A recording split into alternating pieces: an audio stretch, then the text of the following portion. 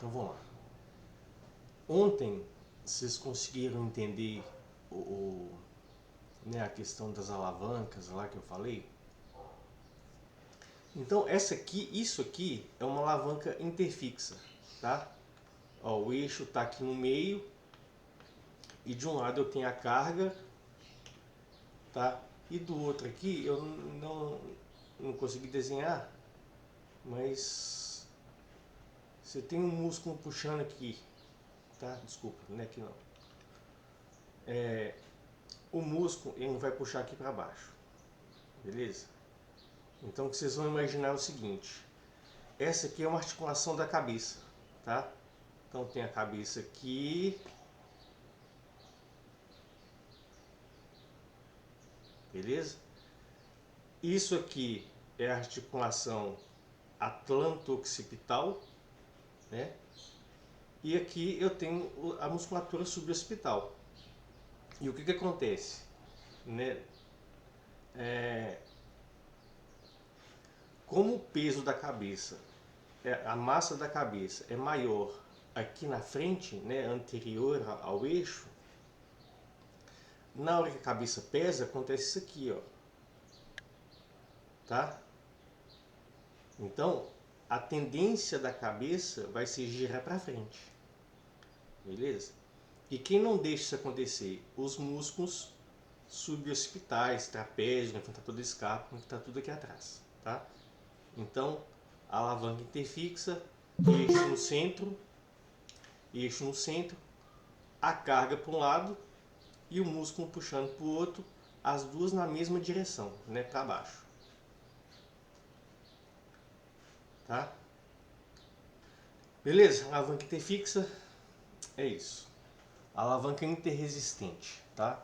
Eu tenho um eixo numa ponta, é porque eu coloquei o nome errado aqui. Eu tenho um eixo numa ponta, tá? Eu tenho a carga no meio, beleza?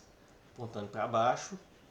E eu tenho a força, né, ou a potência do outro lado, tá? Então imagina que a articulação do tornozelo. Você vai fazer exercício de panturrilha em pé, tá? Então você vai ficar na ponta dos pés, né? Então aqui estão a cabeça dos metatarsos, né? Então aqui os dedos, beleza? Aqui o seu pé, tá? E aqui a sua perna, que vai lá pra cima, beleza?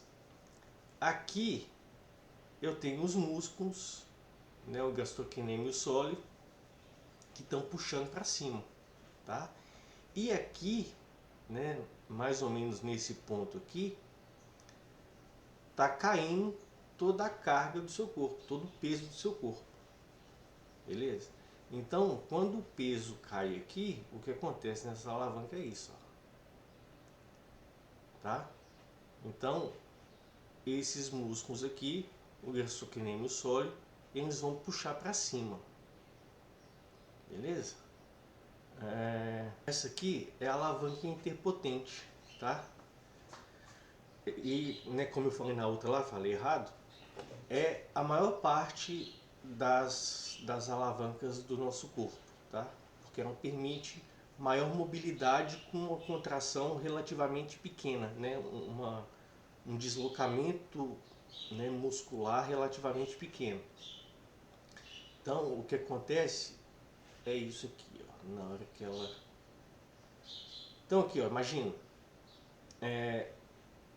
tá aqui o seu braço,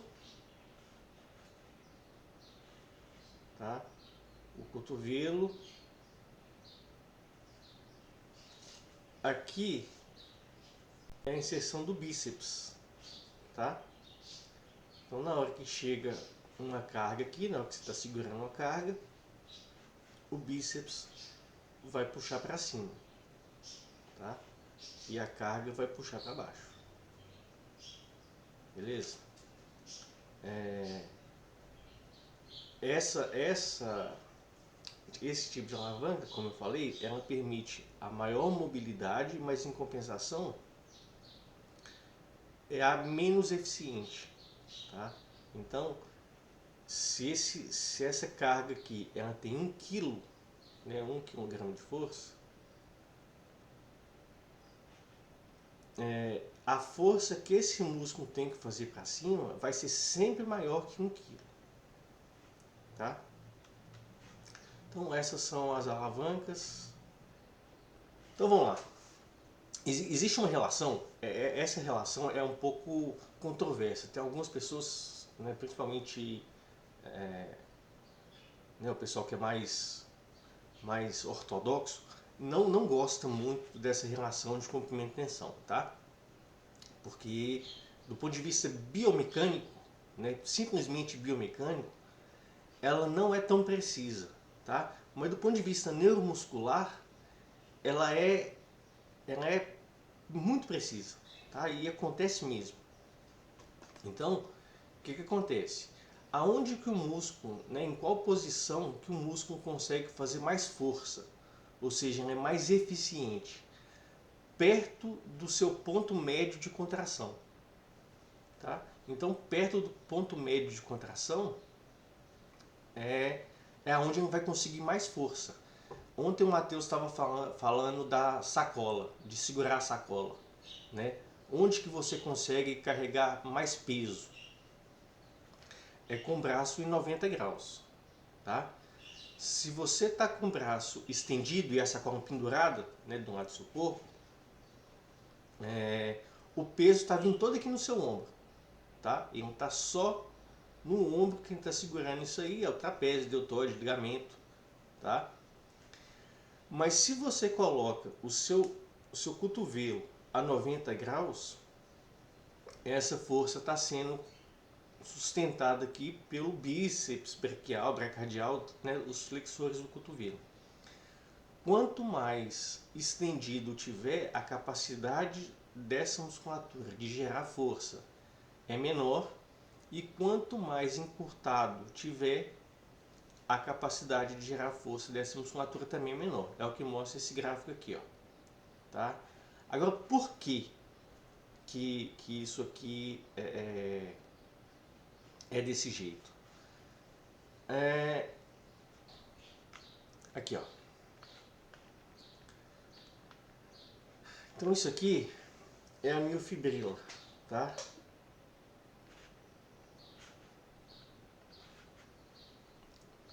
A fibra muscular, beleza?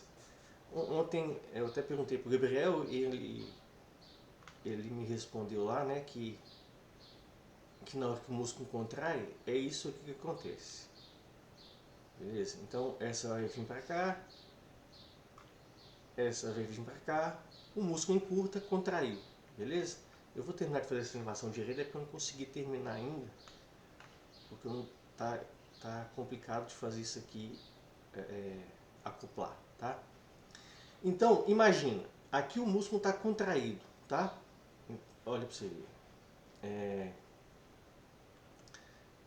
Essas moléculas de actina aqui, tá? Imagina isso aqui,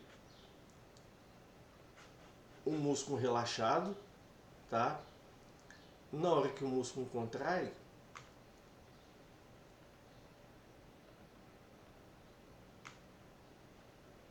é isso que acontece, beleza? Então, quando eu estou com o músculo nessa posição aqui,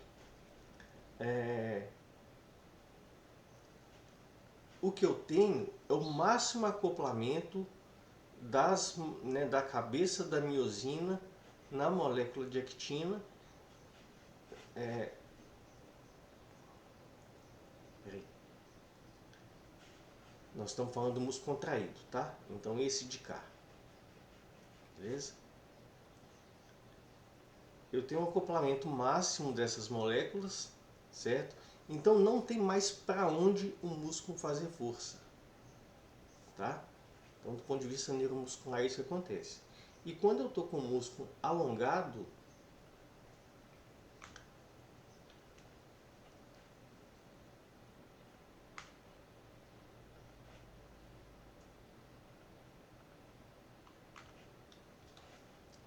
eu tenho a menor quantidade de acoplamento entre actina e miosina, tá? Então a capacidade do músculo de fazer força e de segurar a carga é menor também. Aqui eu tenho uma condição neuromuscular ótima, tá? Que eu tenho fibras, eu tenho um acoplamento médio, né? Nem todas as cabeças da miosina estão acopladas. Então, na medida que uma dessas ligações forem fadigando, tá? Então, o que é a fadiga muscular? O músculo vai acumular lactato e vai perder a capacidade de contrair, né? Então, vai desacoplar, né? A actina e miosina. Na hora que uma desacopla, tem outra sobrando, tá? Aí ela vai entrar e vai assumir o movimento, beleza? Então, do ponto de vista neuromuscular, é por isso que esse aqui é mais eficiente. Do ponto de vista mecânico, é que isso aqui é um ângulo de 90 graus. Para você calcular essa força aqui, é o cosseno desse ângulo, cosseno de 91, então esse aqui é o mais eficiente, tá? Tá aí a explicação, beleza? Músculos biarticulares não interessa, aqui não interessa, aqui não interessa. Vocês entenderam então a alavanca e por que, né, uma contração muscular média é mais eficiente. Isso vai ser importante daqui a pouco, tá? Quando eu falar para vocês de dor e de disfunção miofacial. Aquela questão que eu estava falando para vocês ontem do músculo disfuncional, da disfunção muscular, está relacionado com isso, beleza? Então isso é importante vocês entenderem.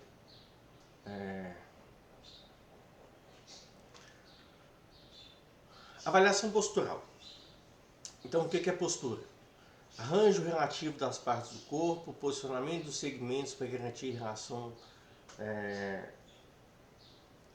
posicionamento de um segmento em relação ao outro, manutenção da sustentação contra a gravidade, manutenção do equilíbrio. Tem várias definições, várias, tá? Então, o que nós vamos adotar é essa aqui, beleza? Todas são muito parecidas, tá? Mas vamos pensar em termos de eficiência. A postura está relacionada com eficiência, tá? E eficiência, eu não quero dizer que é a posição ideal, que é a posição ótima, tá? É a posição mais eficiente que você, né, que o seu organismo, a sua musculatura, o seu sistema neuromuscular consegue fazer naquele momento para sustentar o seu, né, a sua carga, manter a sua posição em pé, tá? Então, é o arranjo relativo mais eficiente naquele momento para você, tá? Então, a postura de uma pessoa, a posição mais eficiente para ela pode não ser a posição mais eficiente para outra pessoa, tá? Mas de qualquer forma, mesmo sabendo que isso é relativo, que isso varia de pessoa para pessoa, a gente precisa ter um padrão, tá? A gente precisa ter um parâmetro do que seria a posição mais eficiente possível, porque senão, se a gente não tem, se a gente não sabe o que é certo, não dá para saber o que está errado, tá? Então a gente adota uma postura como se tudo tivesse em equilíbrio, tá? E a partir dela a gente vai identificando as alterações que acontecem em outras pessoas. O controle da postura é uma função muito complexa, tá? Envolve equilíbrio, tá? O sistema vestibular, envolve sistema visual, envolve sistema proprioceptivo, envolve sistema sensitivo, tá? Envolve um tanto de coisa para poder manter, né, a sua posição. Eu acho que eu já falei isso também. Você já tentou ficar de um pé só, né? Quando você está em pé e vai ficar de um pé só? Antes de movimentar, antes de você tirar o pé do chão, já acontecem várias contrações musculares principalmente na região abdominal, para poder estabilizar seu centro de gravidade. E na hora que você tirar o pé do chão, você não cair, tá? Então, antes de um movimento acontecer, vários ajustes têm que ser feitos antes, beleza? Então, é por isso que é bem complexo, tá? É complexo, mas não é complicado, beleza? Então, não confunda as coisas. Complexo quer dizer que envolve um tanto de coisa, tá? Mas que é tranquilo de entender se você for passo a passo, tá? Já o equilíbrio é a capacidade de você resistir às forças externas, né, às perturbações externas. A primeira delas, né, e a mais significativa, é a gravidade, tá? O corpo humano, ele nunca fica num equilíbrio perfeito, tá? Se você observar, tem um teste que nós podemos fazer depois, é o teste de Romberg, tá? Teste de Romberg? Teste de Romberg, que é lá da Neuro, tá? Mas serve pra gente aqui também. Depois a gente faz em sala. Você fica em pé e fecha o olho, tá? Você vai ver que a pessoa vai oscilar, tá? Alguns vão oscilar mais, outros vão oscilar menos. Então você nunca está parado, tá? O nosso corpo não consegue ficar completamente estático. Então o tempo todo você está oscilando para frente, para trás, para um lado, para o outro. Isso do ponto de vista neuromuscular é muito interessante, porque não precisa de ter controle cognitivo, você não precisa pensar nesses, não requer movimento ativo, tá? Porque quando você oscila para frente, deixa eu ver isso aqui, tá. Esse aqui. Quando você oscila para frente, imagina que vai ser, eu vou movimentar a imagem toda, mas vocês vão imaginar que é só a pessoa que está movimentando, tá? Porque se eu for fazer isso aqui vai demorar muito. Quando você oscila para frente, tá? Essa musculatura aqui, o que eu falei com vocês que acontece quando o músculo é esticado, quando ele é estirado? Engatilha um reflexo miotático, não é? Então o músculo vai contrair em resposta. Então na hora que você oscila um pouquinho para frente, essa musculatura posterior aqui, ó, ela vai ser estirada, né? Vai ser esticada. O que acontece? Ela contrai. Isso tudo reflexo, tá? Não chega no nível consciente. Na hora que ela contrai, ela roda para o outro lado, tá? Rodou para o outro lado.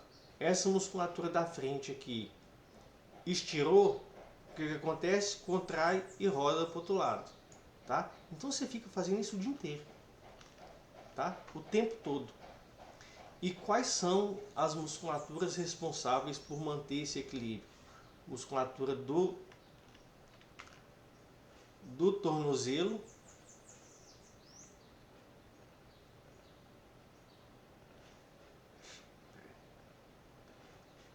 a musculatura do tornozelo, tá? Tanto que se vocês forem estudar equilíbrio, vocês vão ver que tem uma estratégia do tornozelo e a estratégia do quadril, tá? Para pessoas saudáveis, né, íntegros, vamos colocar assim, né, que tem um sistema postural íntegro, a estratégia do tornozelo é mais eficiente e é a que mais acontece. Então, quando você oscila para frente, gastrocnêmio e sólio contraem, te puxa para trás. Quando você vai para trás, tibial anterior contrai, te puxa para frente, tá? No quadril você tem músculos mais potentes, tá? Que conseguem fazer isso melhor, mas demora, tá? Então não é imediato e gasta muito mais energia, tá? Então pessoas que têm deficiência de equilíbrio, principalmente idosos que perdem essa capacidade de equilíbrio por causa de deficiência no sistema vestibular, deficiência no sistema visual, próprio processo cognitivo, eles vão adotar mais a estratégia do quadril, tá? E tem a terceira estratégia, que é a estratégia do passo, tá? Mas não vou entrar nesse detalhe agora. Então essas são estratégias de equilíbrio. Depois a gente volta na estratégia do passo. É mais fácil eu mostrar.